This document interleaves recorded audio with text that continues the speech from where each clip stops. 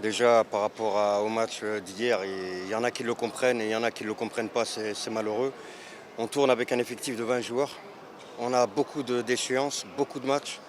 On prépare ce match de Vita Club qui arrive très vite. Derrière, on a un match de championnat qui va être très très important.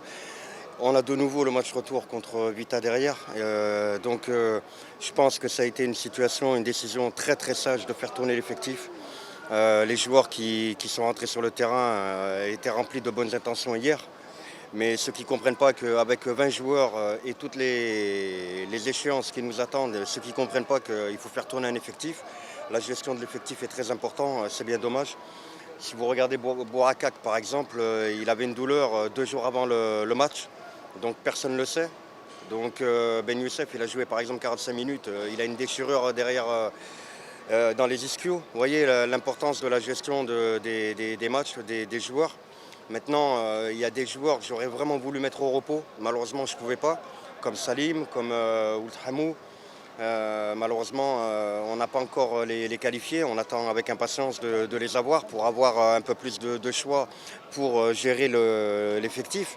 Là, on fait ce qu'on peut par rapport à ça.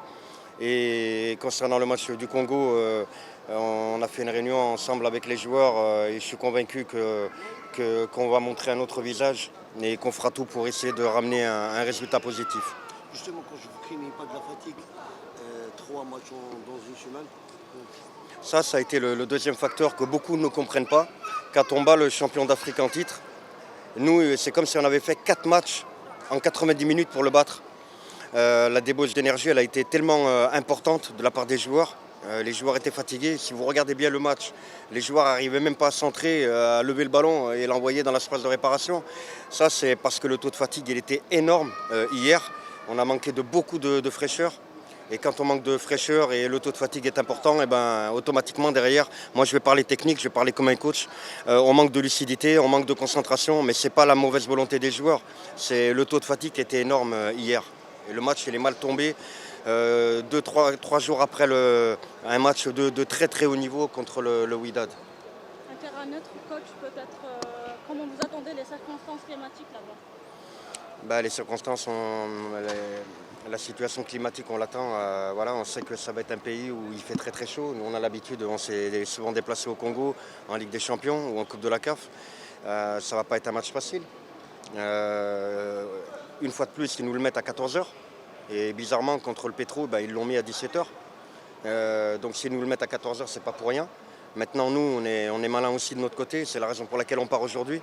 Comme on l'a fait à Petro, pour essayer de s'habituer aux conditions climatiques et essayer de donner la meilleure image possible du club.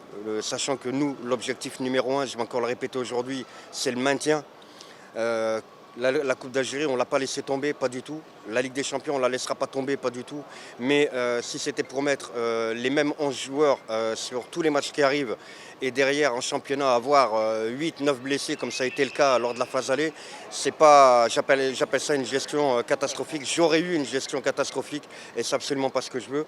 Ce qui m'intéresse, c'est d'avoir des joueurs compétitifs, de faire tourner l'effectif, que tout le monde soit prêt à aller à la guerre, entre guillemets, en championnat parce que c'est une situation qui est très difficile et on a vraiment besoin de tout le monde pour la réussir. Merci.